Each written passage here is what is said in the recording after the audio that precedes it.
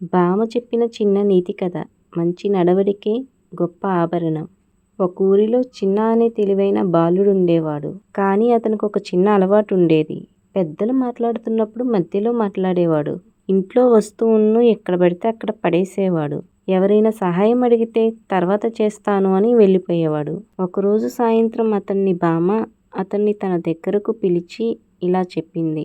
బామ్మ ఇలా అంటుంది, రా బాబు, నీకు ఒక చిన్న కథ చెప్తాను విను. ఒక తోటలో 2 చిన్న మొక్కలుండేవి.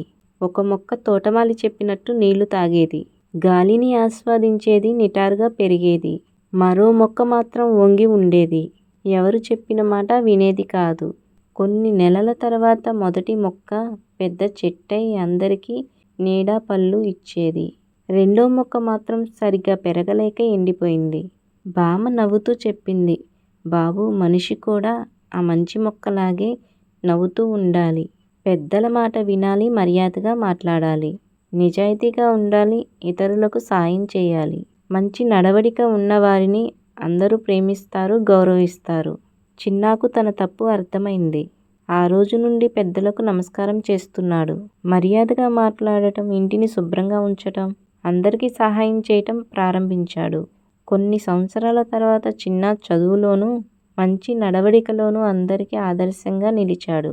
అతన్ని చూసి గ్రామంలో ప్రతి ఒక్కళ్ళు గర్వపడుతున్నారు.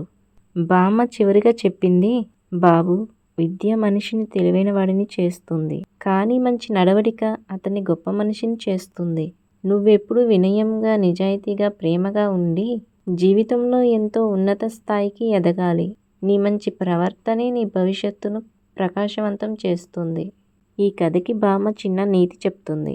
మంచి నడవడిక, వినయం, పెద్దల పట్ల గౌరవం ఉన్నవాడే జీవితంలో నిజమైన విజయాన్ని సాధిస్తున్నారు. బామ్మ చెప్పిన ఈ చిన్న నీతి కథ నాకైతే చాలా బాగా నచ్చింది. మీ అందరికి కూడా నచ్చిందని నేను అనుకుంటున్నాను. నా ఈ వీడియో చూసిన ప్రతి ఒక్కళ్ళు ఒక లైక్, షేర్, సబ్స్క్రైబ్ మీ